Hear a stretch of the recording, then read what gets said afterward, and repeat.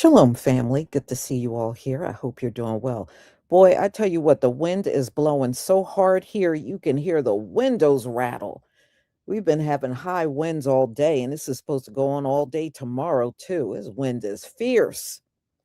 So, anyway, y'all, Donald Trump has blocked prominent members of the EU from coming to America. They are banned.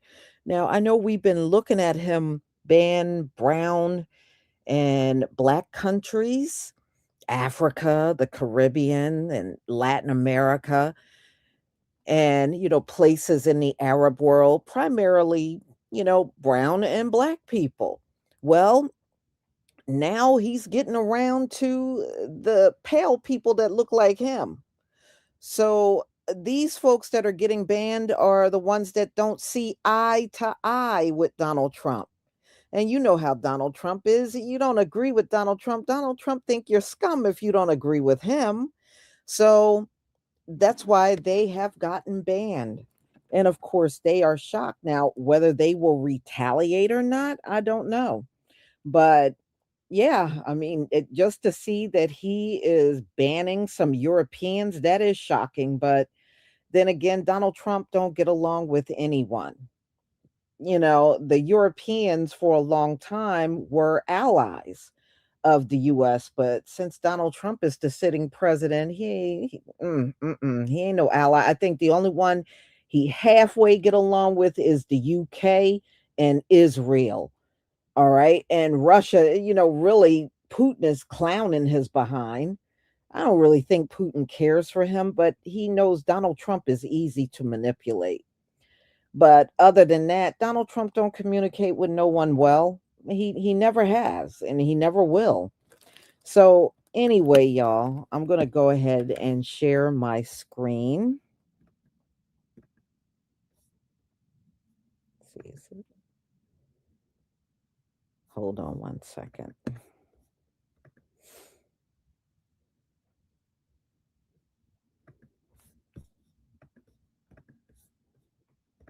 Yeah.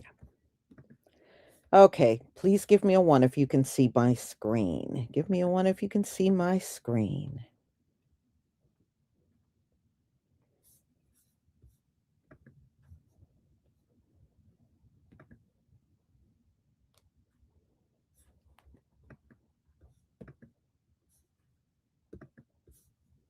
Thank you.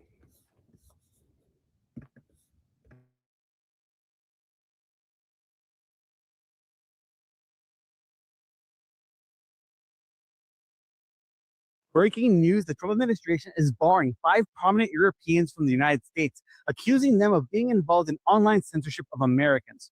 This comes after the European Union imposed its first penalty under the Digital Services Act, leveling a $140 million fine against Twitter. And they did so because of practices that misled users, obscured advertisers, and denied researchers access to internal practices, and not, as Elon Musk claimed, for refusing to censor content. Secretary of State Marco Rubio barred several people closely associated with the European censorship efforts from traveling to the United States. In a post on X, Rubio accused these leaders of pressuring U.S. tech platforms over content moderation, writing in part, the Trump administration will no longer tolerate these egregious acts of extraterritorial censorship. Jonathan Turley is writing about this. He's a Fox News contributor and a George Washington University law professor and joins us now. So great to see you this morning, Professor. You've always been a clarion voice on this issue. And I think it's always important to start every one of these conversations reminding people that what we're talking about here with these censorship issues, efforts, is a government seeking to deploy government-approved speech. That's right. And, with Secretary Rubio, Vice President Vance, President Trump have been outstanding. This is the first administration that is finally joining this fight and saying that they are not going to be passive as the EU establishes standards for free speech for Americans and American companies. In my forthcoming book, The Rage and the Republic, I talk about challenges to the American democracy in the 21st century. One of the greatest challenges is this global governance system, and specifically the EU.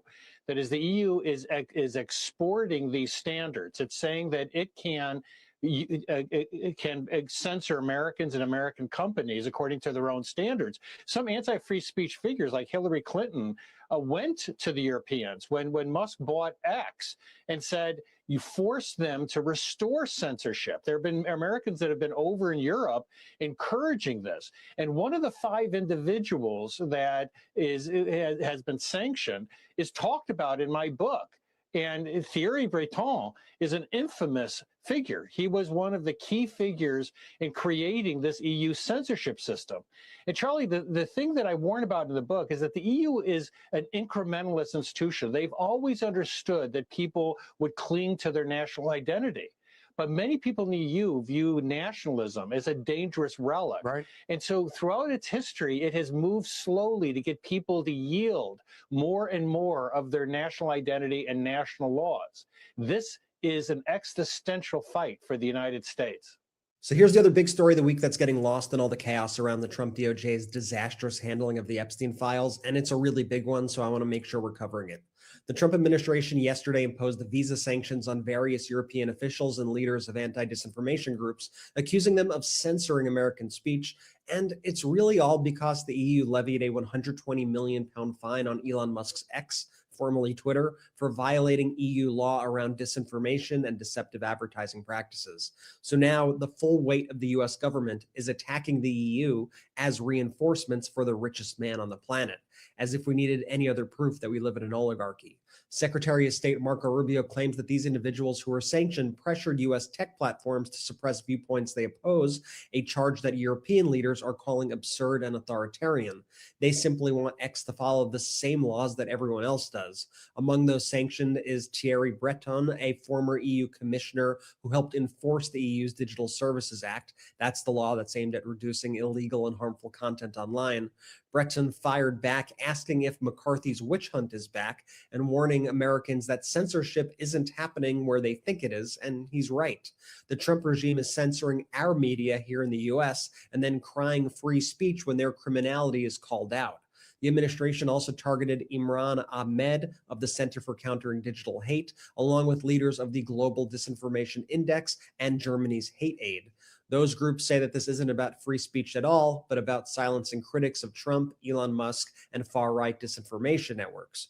Rubio then went even further, warning that the list could expand and suggesting that some targets could face deportation if they're already in the U.S. And meanwhile, Trump officials are openly accusing these organizations of being part of what they call a global censorship industrial complex. And this follows VP J.D. Vance's using the Munich Security Conference to attack European speech laws, framing basic content moderation as Soviet-style repression. And most hypocritically, Russian leaders are egging it all on, and they ban platforms like X or Twitter entirely. So while the administration claims that it's defending free speech, it's actually using the power of the US government to punish journalists, researchers, and regulators who challenge disinformation and escalating a direct confrontation with America's closest allies in the process, all to try to come to the rescue of Elon Musk to try to weaken the EU, as was their stated goal in that recent national security strategy document that we reported on just a few weeks ago. And so let this be a reminder to everybody that through all the chaos that DOJ is throwing at us,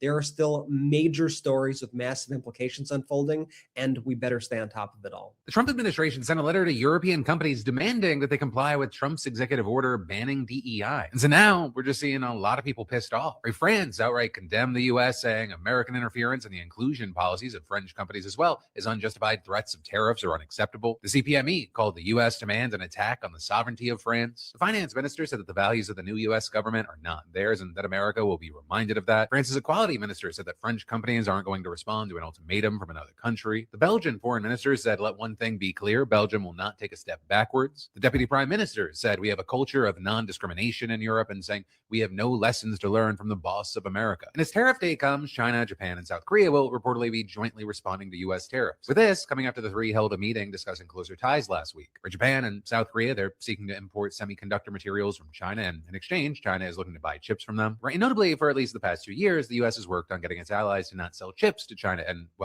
they are now because of Trump's tariffs. With the three having also agreed to begin high-level talks on a free trade agreement, which has left many to say that no president in the history of the United States has been as great of a unifier as President Trump, just not inside of his own country. I mean, the three of the countries that we're talking about, they have 3,000 years worth of beef, and now they're finding common ground because of him. I mean, truly, I think there's an argument that no other president could pull this off. But for now, follow to stay in the loop. Okay, get this. In the name of protecting free speech, the U.S. government just barred 5 Europeans from entering the country explicitly because it disagrees with their speech. On Tuesday, Secretary of State Marco Rubio announced what the State Department called an action to combat the global censorship industrial complex. And under this policy, the U.S. imposed visa bans on 5 individuals it accuses of pressuring American tech companies to censor U.S. viewpoints online. Those 5 individuals are Thierry Breton, the former European Union commissioner who oversaw digital regulation, Imran Ahmed, the CEO of the Center for Countering Digital Hate. The things as diverse as the spread of online hatred against Jews, anti-Semitism on social media platforms, and the work that we do protecting children online, looking at the spread of eating disorder and self-harm content. Claire Melford, co-founder of the Global Disinformation Index, and Anna-Lena von Hodenberg and Josephine Ballen, leaders of the German nonprofit Hate Aid. Rubio described them, though, as radical activists and accused them of orchestrating foreign censorship campaigns against Americans and U.S. companies with claims that the bans are necessary to protect free expression in the United States. And if that sounds contradictory, it is because it is. None of the 5 are accused of hacking platforms, silencing Americans, or forcing companies to take down content. Instead, they're being punished for advocacy, for speech aimed at persuading companies or governments to adopt content moderation policies that the Trump administration opposes. For instance, in August of last year, 2024, Breton sent a threatening letter to Elon Musk, suggesting that a live stream between Elon Musk and then candidate Donald Trump could violate the EU's Digital Services Act. And it was an overreach, and the European Union itself agreed. Its officials condemned Breton's letter, and fellow commissioners distanced themselves from him. As EU free speech experts later noted, the system worked. The abuse of power was rejected, checks and balances functioned. The U.S. response, though, an entire year later, was to ban Breton from entering the country anyway, not because his attempt succeeded, but because he made it. In other words, he's being punished again by a foreign government for speech that was already rejected and sanctioned by his own government. But the legal justification for these bans makes the situation even more surreal. Undersecretary of State Sarah Rogers claimed the 5 Europeans engaged in Murthy-style speech suppression, referencing the Supreme Court case Murthy v. Missouri, because in that case, conservative plaintiffs alleged that the Biden administration coerced social media companies into censoring speech. The Supreme Court rejected those claims 6-3. Writing for the majority, Justice Amy Coney Barrett found no evidence of government coercion, with platform executives testifying that they enforced their own rules. And then Barrett noted that the lower court's finding of censorship was based on a clearly erroneous reading of the evidence. In other words, the State Department is now citing a Supreme Court case that disproved government censorship as proof that government censorship occurred. Not to mention, in the other cases, Imran Ahmed and Claire Melford don't hold government power. Their organizations publish reports and advocate, often controversially, for changes in platform policies. Perhaps it's flawed research or bad speech, but it's still protected speech nonetheless. Do you have a sense as to why your organization and why you in particular were targeted? We take on, of course, some of the biggest corporations in America, companies like X, Elon Musk, Meta, and others, and ChatGPT, so OpenAI. Hate Aid's leaders were sanctioned for being trusted flaggers under the EU's Digital Services Act, a rule that simply allows them to report content to platforms, just like any user can, you or I. Platforms still make the decision on what stays up or comes down. Besides, the Supreme Court has already ruled that this process does not constitute government censorship. France, Germany, the European Union, and the United Kingdom all condemned our bans, with European Commission officials warning of possible retaliation against what they called unjustified measures. French President Emmanuel Macron said Europe would stand firm against pressure. Germany's foreign minister called the bans not acceptable, and EU Council President Antonio Costa described them as unacceptable between allies. Breton responded to the ban saying, "Censorship is not where you think it is," which may be the clearest summary of the moment. The only actual government suppression of speech here is coming from the U.S. government itself, blocking people from entering the country because of their opinions about content moderation while claiming to defend free speech. If the goal were truly to protect free speech, the U.S. would not be using immigration law as a weapon against dissenting ideas, and it certainly would not be doing so while citing a Supreme Court ruling that explicitly rejected the censorship narrative it now claims to be fighting. But I love the countries of Europe. I love all countries, frankly, all different. But European Union's it was formed in order to screw the United States. I mean, look, let's be honest. The European Union was formed in order to screw the United States. That's the purpose of it.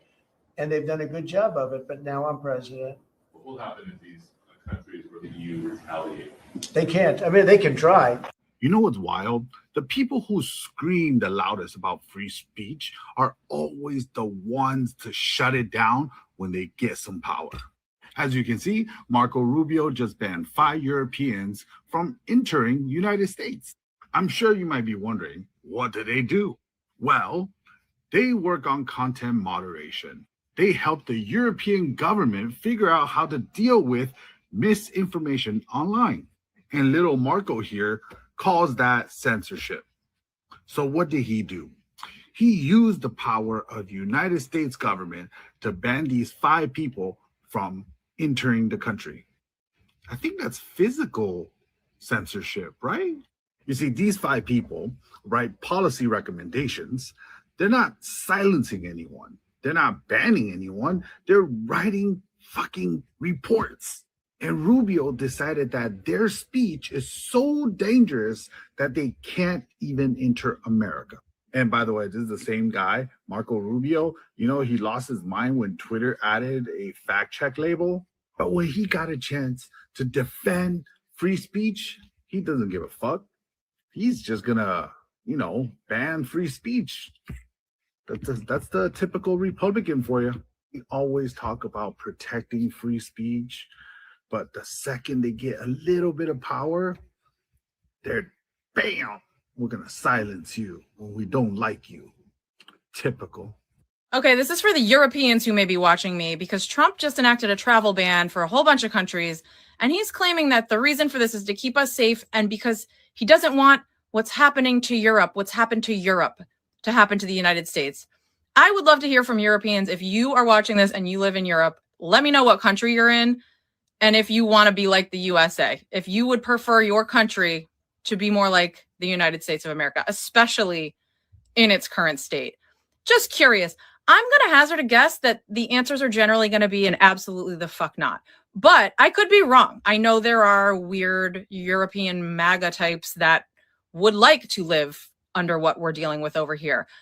I don't believe in any way whatsoever that a travel ban is going to keep us safe. I mean, we're already in danger from the people that live here. I don't think banning people based on what country they're from is going to make a difference. I would love to hear from Europeans, though, if there are any following, any watching. Let me know what you think.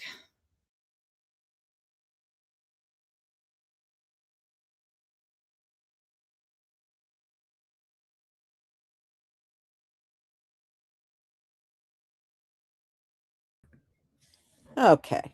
I'm not surprised. Donald Trump is petty. So I'm not surprised that all it took was speech or an opinion to get them banned. That sounds like him.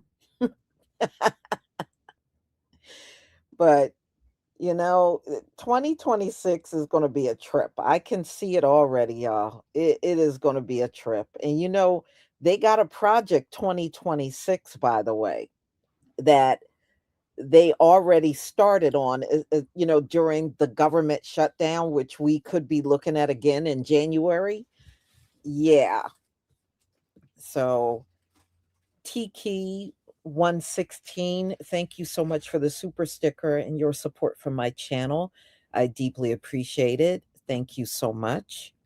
So y'all, I'm going to go ahead and conclude now. I do have some lives coming up that I have lined up already for tomorrow. One is Nicki Minaj. A judge is in the process of ordering her home to be seized. She has a $20 million mansion that's about to be seized. So I'm sure that's not going over well with her. And, we'll see how that plays out. But she owes a judgment that she never paid. And so the judge is talking about taking her mansion. So she is forced to pay on a judgment. And we're also going to get into the daycare fraud that the Somalians have been doing out there in Minnesota. So a lot more is coming out about that daycare fraud. So all they were pretty much doing, y'all, were getting empty buildings and then claiming to the government that there were like 70 children there or 90 children there, and the buildings were pretty much empty. And they were collecting all this money. And what kills me is they act like they're being targeted, they're being discriminated against. What's happening to them is not fair. Y'all committed crimes.